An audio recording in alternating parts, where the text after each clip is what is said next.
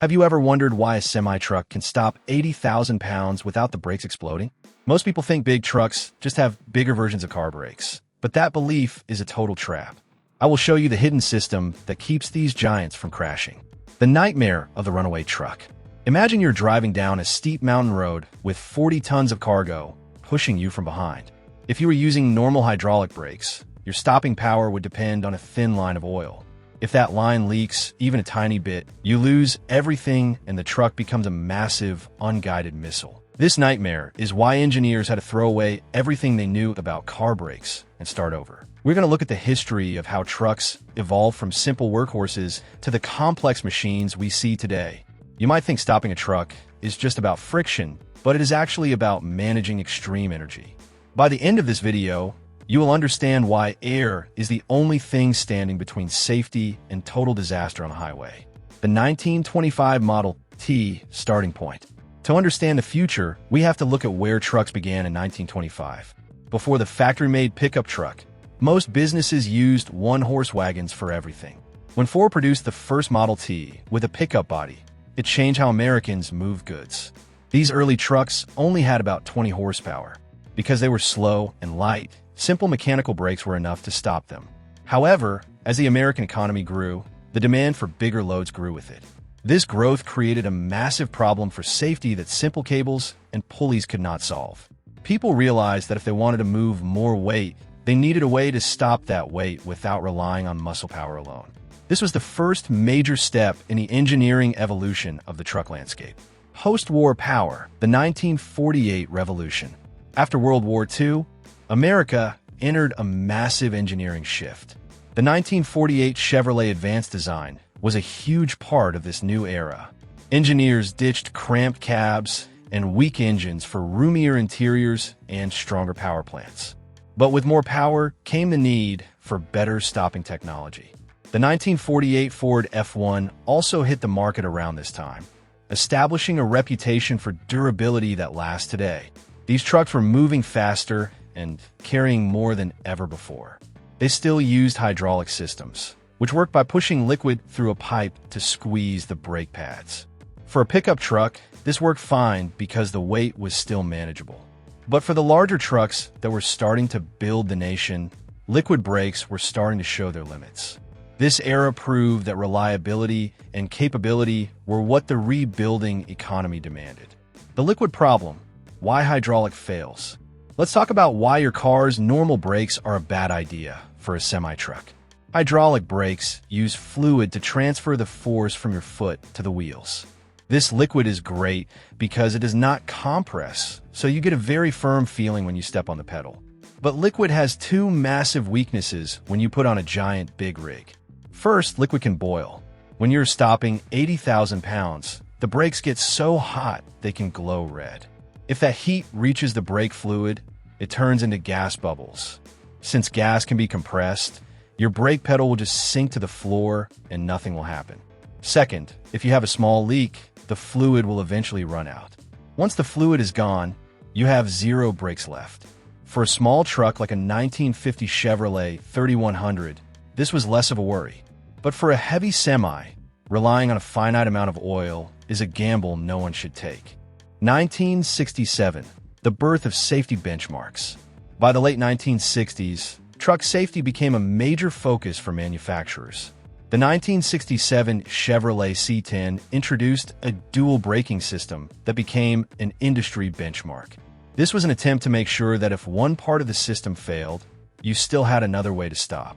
This robust frame design and safety focus showed that trucks were moving away from being just basic tools. They were becoming primary vehicles for many families. As pickup trucks like the 1969 El Camino SS started using air shocks to handle heavy loads, the idea of using air for more than just comfort started to grow. Air was starting to be seen as a reliable way to manage pressure and weight. Semi-trucks began to adopt full air systems because air is everywhere. Unlike hydraulic fluid, you can never run out of air because the engine just pumps more in from the sky. Friction and boiling points. Most people do not realize how much heat is created when a semi-truck stops. Think of the brakes as a machine that turns movement into heat. When a truck coming down a hill uses its brakes, it can create enough energy to cook a steak in seconds. If this heat stays in the system, it causes brake fade. This is when the parts get so hot they lose their grip. Air brakes are better at handling this because they're designed to be open to the atmosphere. While hydraulic systems are sealed and trap heat, air systems can exhaust hot air and bring in cool air constantly. This helps keep the temperature down during long descents.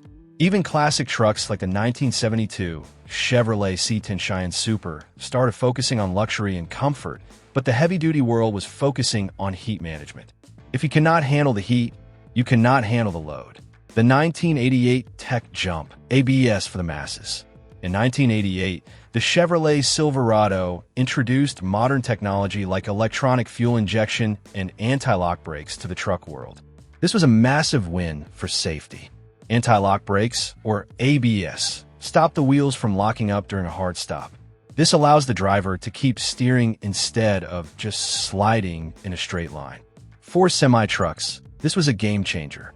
A semi-truck that locks its wheels can jackknife, which is when the trailer swings around and hits the cab.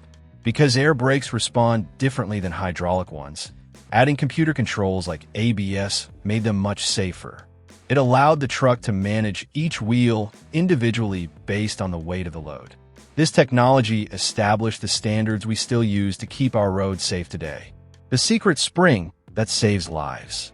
Now we get to the most important part of why semi-trucks use air. It is called the failsafe design. In your car, you need pressure to make the brakes work. If the pressure fails, the brakes stop working. Semi-trucks work the exact opposite way. Inside a semi-truck brake chamber, there's a giant, powerful spring. This spring is so strong that it is always trying to slam the brakes on. The only reason the truck can move at all is because compressed air is used to push that spring back. If the air pressure drops or a line snaps, there is nothing holding the spring back anymore. The spring immediately snaps forward and locks the wheels. This means that if a semi-truck has a major failure, it stops automatically instead of rolling away. This is an open loop that keeps the driver safe, even if the system breaks. Why air never runs out. The beauty of an air system is its infinite supply. A semi-truck has an air compressor connected directly to the engine. As long as the engine is turning, the truck is making more brake fluid out of thin air. This creates a massive safety net for long-distance hauling. If you have a small leak in a hydraulic system, you eventually hit a point where the pedal goes soft and you have no stopping power.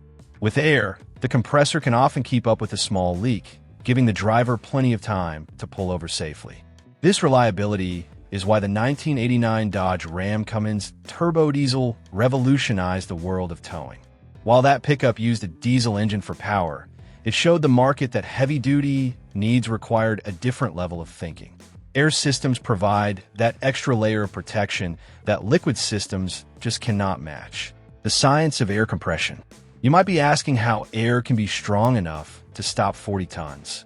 It comes down to the science of psi, or pounds per square inch. The truck stores air in large tanks at around 120 psi. When the driver steps on the pedal, they're not using their own leg strength to squeeze the brakes. They're just opening a valve that lets that stored high-pressure air do all the heavy lifting. This is different from a car, where your leg muscle is a big part of the force. This allows a truck driver to stop a massive load with just a light touch of their foot. It is a much more efficient way to manage huge amounts of force over long periods. Even as far back as 1965, the Ford F-100 was using new suspension tech to make driving more pleasant. Air brakes do the same for the driver by taking the physical strain out of stopping a mountain of metal. The triple valve system. Semi-trucks use something called a triple valve system to manage the air. This system is a bit complex, but it is what makes the trailer and the cab work together. When the driver hits the brakes, the air has to travel all the way to the back of a 53-foot trailer. If this took too long, the trailer would push the cab and cause a crash. The triple valve system ensures that the brakes on the very back wheels hit at the exact same time as the front ones. This keeps the whole rig straight and stable during a stop. This kind of coordination is very difficult to do with hydraulic fluid over such long distances. Air allows for faster signals and more even pressure across many different wheels. It is one of those hidden points that makes the whole machine work perfectly. Comparison: pickups versus semis. Let's look at the 2004 Dodge Ram SRT-10, the most powerful production pickup ever built. Even with 510 horsepower and a top speed of 154 miles per hour, it still used hydraulic brakes. Why? Because even at high speeds, a pickup truck is still relatively light compared to a semi. The Ram SRT-10 was a feat of engineering, but it was designed for speed, not for hauling 80,000 pounds of logs. A semi-truck is not built for speed, it is built for massive momentum. That momentum is the real enemy of stopping. The 2000 Toyota Tundra was a pioneer for reliability, but even its great track record would fail if you try to stop a semi-load with its car-style brakes. Semis are peculiar anomalies in the vehicle world because they have to handle weights that would crush a normal truck. The maintenance factor. Another big reason for air brakes is how easy they are to fix. In a hydraulic system, if you get air in the lines, the brakes fail and you have to bleed the system to get the air out. In an air brake system, air is the whole point, so you never have to worry about that. Also, semi-trucks change trailers all the time. When a driver hooks up to a new trailer, they just snap two air hoses together. If they used hydraulic fluid, every time they changed trailers, they would get oil everywhere and have to refill the system. Air couplers are clean and simple. This allows the shipping industry to move fast and keep trucks on the road. The 1947 Chevrolet 3100 was known for its stalwart reliability on farms, and air brakes bring that same level of dependability to the modern trucking world. The cost of innovation. Building an air brake system is much more expensive than a hydraulic one. You need a compressor, air dryers, multiple storage tanks, and complex valves. But when you look at the total cost of a semi-truck, this is a small price to pay for the safety it provides.